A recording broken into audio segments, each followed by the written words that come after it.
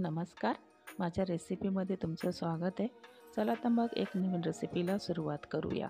आज बनवणार आहोत बनाना चकली. बघूया साहित्य किती लागणार आहे ते. गॅसवरती पाणी गरम ठेवलेलं होतं मी. आता गाळणी ठेवून त्याच्यामध्ये आपल्याला 2 केळी वाफवून घ्यायची आहे.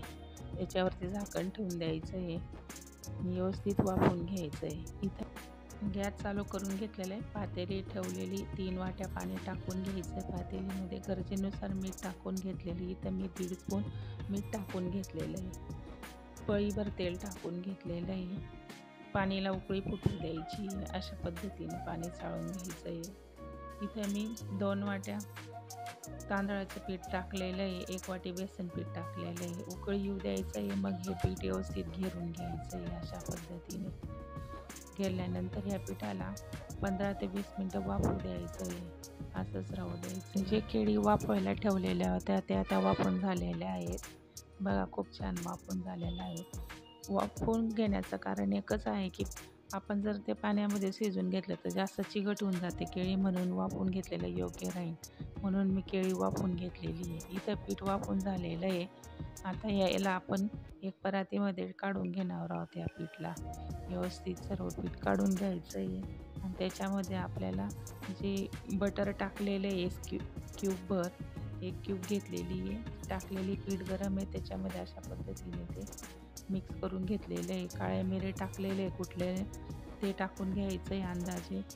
तीळ टाकून घेतलेली आहे अंदाजे. अशा पद्धतीने केळीचे वरचे साल काढून घ्यायची आहे.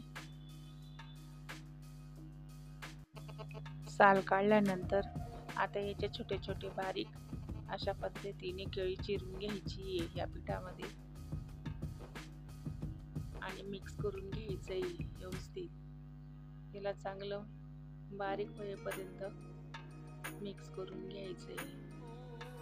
अशा पद्धतीने पिठामध्ये हे बारीक चिरलेले केळीचे तुकडे मिक्स करायचे आहेत आणि त्या पिठाला आता त्याच्यामध्ये मी ओवा टाकून घेतलेला आहे.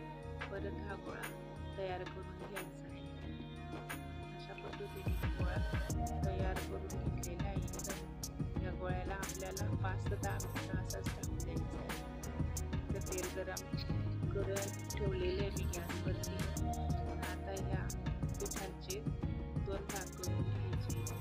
एका भागाला अशा व्यवस्थित गोळा करून घ्यायचा आहे त्याचा. सोऱ्यामध्ये हा गोळा आता आपल्याला व्यवस्थित भरून घ्यायचा आहे.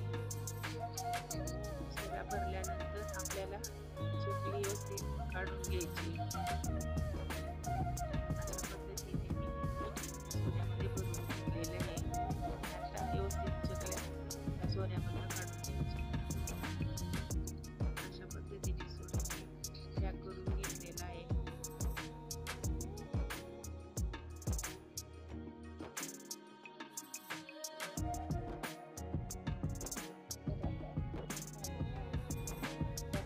आपल्याला चकली काढून घ्यायची अशा पद्धतीने. काढून घ्यायची. खूप छान चकली बनलेली आहे. मस्त व्यवस्थित अशी चकली बनलेली आहे. एवढंसं पण त्याचा धागा तुटलेला नाहीये. इतकी चकली आलेली इथं. आता आपल्याला या चकलीला तळून घ्यायची तेलामध्ये. अशाच पद्धतीने मी चकली एक एक करून काढून घेतल्या सोऱ्यामध्ये आणि तळून घेतलेलं आहे. खूप छान चकली आलेली, एकदम मस्त. अशाच रेसिपी बघण्यासाठी सर्व स्वीट चॅनलला सबस्क्राईब नक्की करा. लाईक आणि शेअर करायला विसरू नका. तेल व्यवस्थित गरम राहिलं की चकली पण व्यवस्थित फ्राय होते. तेल केव्हा आपण मिडियमच गरम करून घ्यायचं आहे आपल्याला इथं आणि मग चकली तेलामध्ये टाकायची आहे. अशा पद्धतीने चकली मी इथं तळून घेतलेली आहे. खूप छान कलर आलेला आहे चकलीचा, एकदम भारी. बघा किती छान आलेली ही चकली. तुम्ही सुद्धा अशी रेसिपी करून बघा, तुम्हाला पण नक्की आवडेल. मी आता सर्व चकल्या अशा एक एक करून तेलामध्ये सोडून घेणार आहे आणि सर्व चकल्या अशाच पद्धतीने मी तळून घेणार आहे.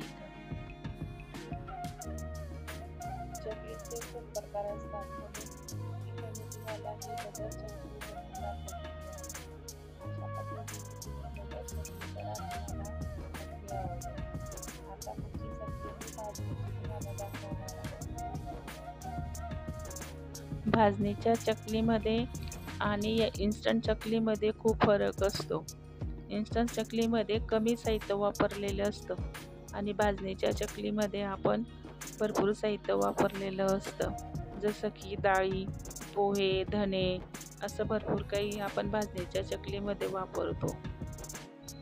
बघा, छान चकली बनलेली इथं मस्तपैकी. अशाच पद्धतीने तुम्ही चकली बनवा, तुम्हाला नक्की जमेल. तुम्हाला इथं मी एक चकली फोडून दाखवते. बघा किती छान व्यवस्थित तुटलेली ही चकली. बघा लगेच तिचा भुगा होतोय. बघा खूप छान चकली बनलेली ही, लगेच अशी फुटते. बघा खूप छान चकली बनलेली आहे. ह्या चकलीला तुम्ही 15 ते 20 दिवस आरामशीर खाऊ शकता.